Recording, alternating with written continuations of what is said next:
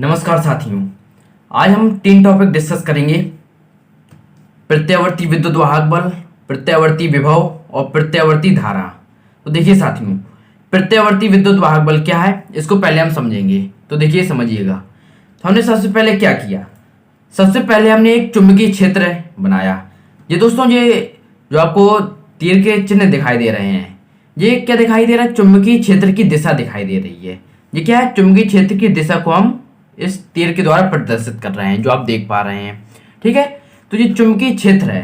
तो अब इसमें हम क्या करेंगे, एक आयताकार कुंडली रखेंगे। ठीक है, और एक आयताकार कुंडली रखेंगे और ओमेगा कोणीय वेग से घुमाएंगे। तो देखिए हम एक आयताकार कुंडली रखते हैं।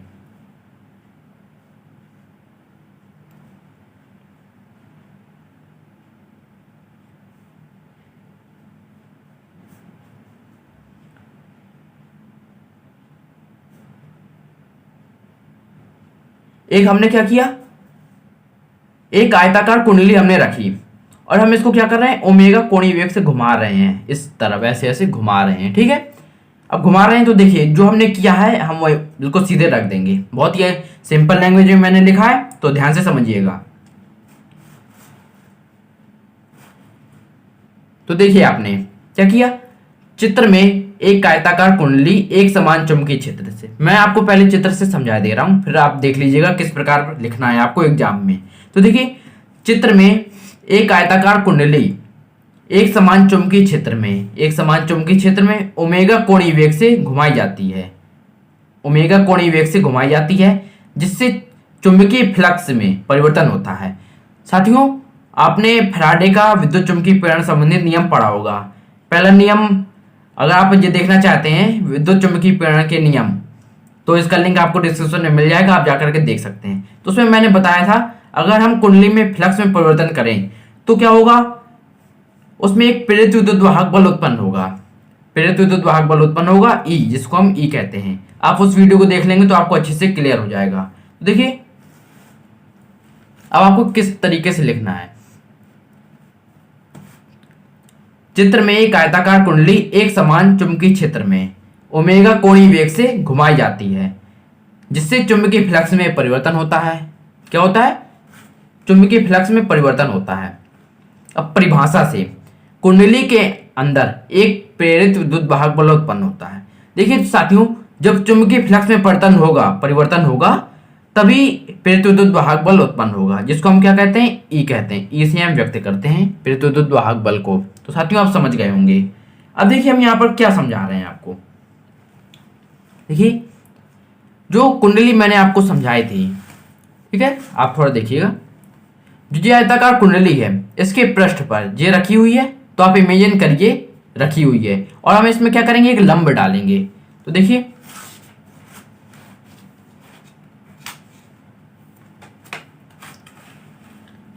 अब साथियों आप क्या करेंगे, इसमें ये हमने चुंबकीय क्षेत्र बी बना लिया है।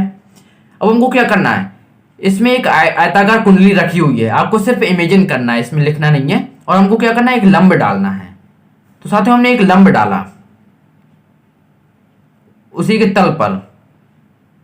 तल पर हमने एक लंब डाला, जो क्या कर रहा है, चुंबकीय क्षेत्र के साथ थीटा कोण बना रहा है। चुंबकीय क्षेत्र में थीटा कोण बना रहा है। तो देखिए हमने एक लंब डाला है, ये क्या है, अभिलंब हमने डाला है। ठीक है, अभिलंब हमने डाला है, और ये क्या कर रहा है, थीटा कोण बना रहा है चुंबकीय क्षेत्र के साथ। तो साथियों आप समझिएगा,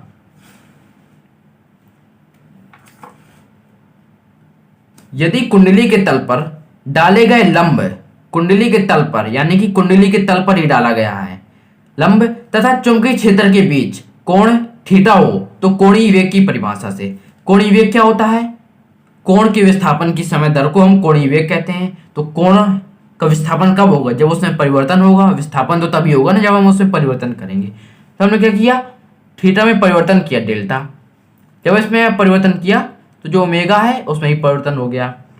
तो अब क्या आ जाएगा यहाँ पर साथियों, इसमें क्या आ जाएगा, डेल्टा ओमेगा बराबर डेल्टा थीटा बटे टी आ गया। अब आप यहाँ से क्या कर सकते हैं, जो ओमेगा है उसको हम ओमेगा लिखे रहे हैं, और क्या था, थीटा था, और टी था। अब आप यहाँ से क्या निकाल सकते हैं साथियों, यहाँ से आप निकाल सकते हैं थीटा बराबर ओमेगा टी। जी आप निकाल सकते हैं बहुत ही आसान तरीके से। आप इसको समीकरण 1 मान लीजिए। आपने इसको समीकरण 1 माना, आगे इसकी बहुत जरूरत पड़ेगी। तो ये क्या है, डेल्टा डब्ल्यू बराबर डेल्टा थीटा बटे टी, ये हो चुका है फैराडे के विद्युत चुंबकीय प्रेरण के द्वितीय नियम से। साथियों मैं आपसे एक बार फिर से कहूंगा कि विद्युत चुंबकीय प्रेरण संबंधी आप दोनों नियम देख लीजिए। फैराडे ने 2 नियम दिए थे, इसकी मैंने वीडियो बना दिया है, उसका लिंक आपको डिस्क्रिप्शन में मिल जाएगा, आप देख लीजिएगा। तो क्या, फैराडे के विद्युत चुंबकीय प्रेरण के द्वितीय नियम से ये फॉर्मूला हमने आपको सिद्ध करवाया था, E बराबर minus N D phi by D T. ठीक है, ये सिद्ध कराया था। तो E बराबर क्या आ गया, माइनस डी। फाई बराबर क्या होता है, चुंबकीय फ्लक्स। ये फाई क्या है, चुंबकीय फ्लक्स है। इसका भी वीडियो आपको लिंक डिस्क्रिप्शन में मिल जाएगा। आप चुंबकीय फ्लक्स को भी आप समझ सकते हैं वीडियो के माध्यम से, अगर आप समझना चाहते हैं तो समझ लीजिएगा। तो क्या है, माइनस एन डी। अब फाई इसका फॉर्मूला होता है बी ए कॉस थीटा। चुंबकीय फ्लक्स बराबर क्या होता है, बी ए कॉस थीटा। तो आपने क्या किया, फाई की जगह बी ए कॉस थीटा रख दिया बटे में डी टी। अब समीकरण 1 से थीटा की वैल्यू रखने पर हमने थीटा बराबर ओमेगा टी आपको निकलवाया था, समीकरण 1 आपको ध्यान होगा।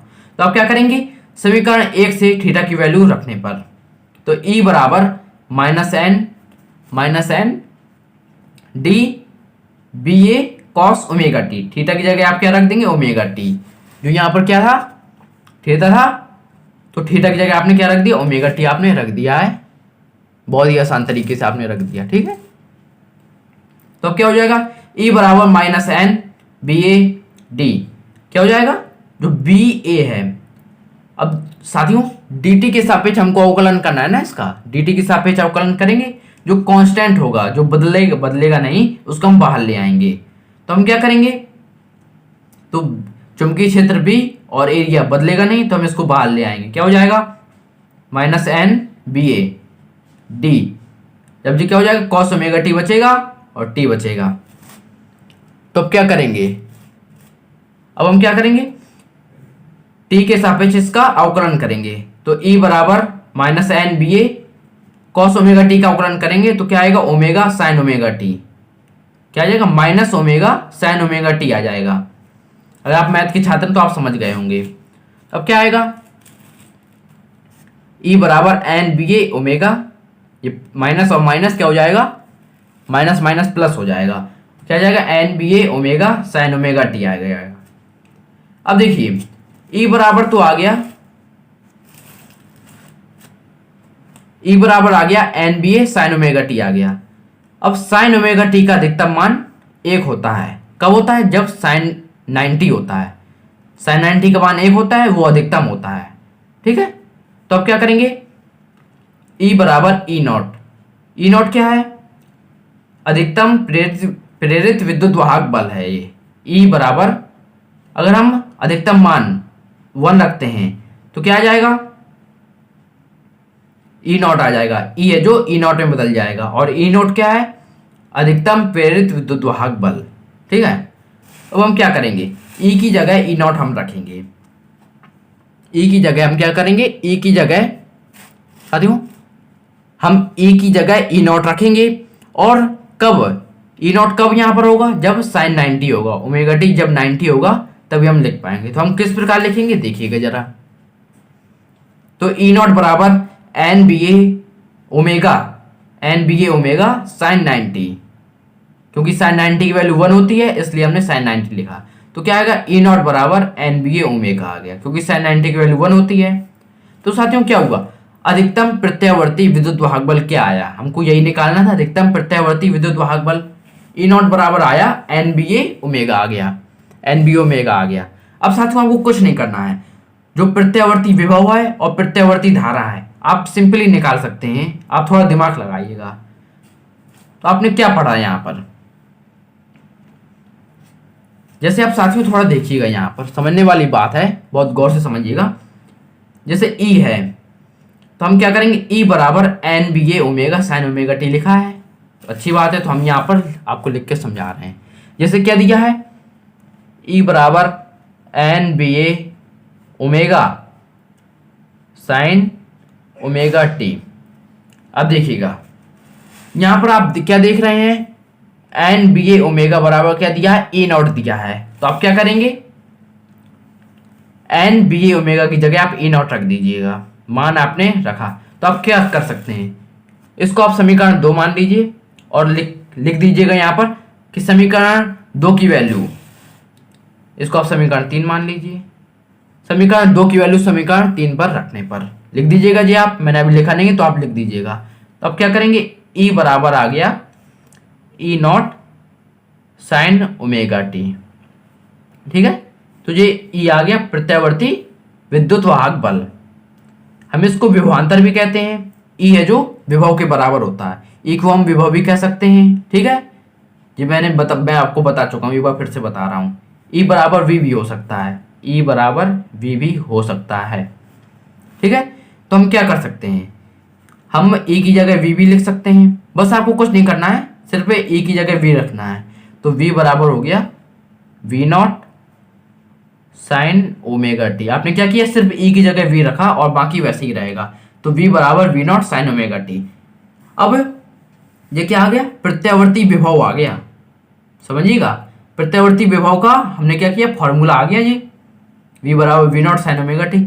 अब प्रत्यावर्ती धारा की बात आएगी, जहां पर अगर प्रत्यावर्ती धारा की बात आती है तो हम क्या करेंगे, प्रत्यावर्ती धारा की बात आई तो हम वी की जगह क्या लिख देंगे, आई रख देंगे। तो आई बराबर आई नॉट साइन ओमेगा टी। देखिए आपने प्रत्यावर्ती विद्युत वाहक बल निकाल करके आपने क्या निकाल लिया, प्रत्यावर्ती विभव भी आ गया और प्रत्यावर्ती धारा भी आ गया। तो बस दोस्तों, बस अब यहीं पर समाप्त होता है। अब हम आपको अब बताने जा रहे हैं आपको किस तरीके से एग्जाम में लिखना है प्रत्यावर्ती विभव। आपने प्रत्यावर्ती विद्युत वाहक बल पढ़ लिया, आपको एग्जाम में किस तरीके से लिखना है।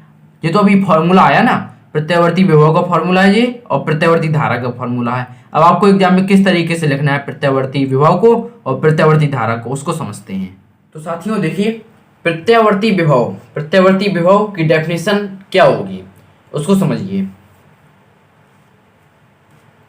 ऐसा विभव जो समय के साथ परिमाण तथा दिशा दोनों में बदलता है, यानी कि परिमाण तथा दिशा दोनों में बदलता है, लेकिन एक निश्चित समय के बाद पुनः उसी दिशा में उसी परिमाण के साथ प्रारंभ हो जाता है। कहने का मतलब यह है कि जब उसका ग्राफ खींचा जाता है तो उसका जो परिमाण होता है और दिशा होती है वो दोनों में बदलता है, समय के साथ है ये दोनों में बदलेगा। ऐसा विभव जो समय के साथ परिमाण तथा दिशा दोनों में बदलता है, जो विभव होगा जब हम ग्राफ इसका खींचेंगे तो क्या होगा, ये समय के साथ परिमाण तथा दिशा दोनों में बदलता है, लेकिन एक निश्चित समय के बाद और एक निश्चित समय आता है वो पुनः उसी दिशा में उसी परिमाण के साथ प्रारंभ हो जाता है। कहने का मतलब यह है कि समय के साथ परिमाण तथा दिशा दोनों में बदलता रहेगा, फिर क्या होगा, एक समय ऐसा आएगा कि वो पुनः यानी कि जहां से वो शुरू हुआ था फिर वहीं पर आ जाएगा, तो साथ परिमाण के साथ प्रारंभ हो जाता है। तो देखिए क्या गया, ई बराबर E naught sine omega T. ठीक है, और क्या आ जाएगा, वी बराबर V naught sine omega T. चूंकि हम जानते हैं ई बराबर E naught sine omega T, आपने सिद्ध किया था। अब क्या है, ई वी के बराबर भी हो सकता है, तो वी बराबर V naught sine omega T. और ये यहाँ पर वी नॉट क्या है, यहाँ पर वी नॉट है विभव का शिखरमान या आयाम। क्या है, विभव का शिखरमान या आयाम यानी कि उच्च मान वी नॉट, और वी क्या है, तात्कालिक विभव। ठीक है, यहाँ पर वी नॉट हमने क्या क्यों लिखा, क्योंकि उच्च विभव यानी कि शिखर यानी कि सबसे ज्यादा मान, जैसे साइन 90 का था ना उच्च मान होता है, ऐसी शिखर मान है ये विभव का शिखर मान, और वी क्या है, तात्कालिक विभव। अब देखिए प्रत्यावर्ती धारा, अब देखिए प्रत्यावर्ती धारा कैसे आएगी। ऐसी धारा, अब देखिए विभव की जगह आपको धारा बस कर देना है। ठीक है, अब बस इसको याद कर लीजिए, आप ज्यादा चक्कर में मत पड़िए, नहीं तो आप भूल भी सकते हैं। तो अब ऐसी धारा जो समय के साथ परिमाण तथा दिशा दोनों में बदलती है तथा एक निश्चित समय के बाद पुनः उसी दिशा में उसी परिमाण के साथ प्रारंभ हो जाती है। बस विभव की जगह धारा करना है, बस आपका बिल्कुल क्लियर हो गया। ठीक है, अब क्या होगा, जैसे आप जानते होंगे ओम के नियम से, ओम के नियम से आप जानते होंगे क्या होता है ओम का नियम, V बराबर आई आर होता है। ठीक है, अब आप यहां से अगर I निकालें तो क्या हो जाएगा, R नीचे आ जाएगा, V अपॉन आर आ जाएगा। ठीक है, अब V की वैल्यू आपने देखी, V की वैल्यू क्या होती है, आपने देखा यहां पर V की वैल्यू होती है V naught sine omega T. ठीक है,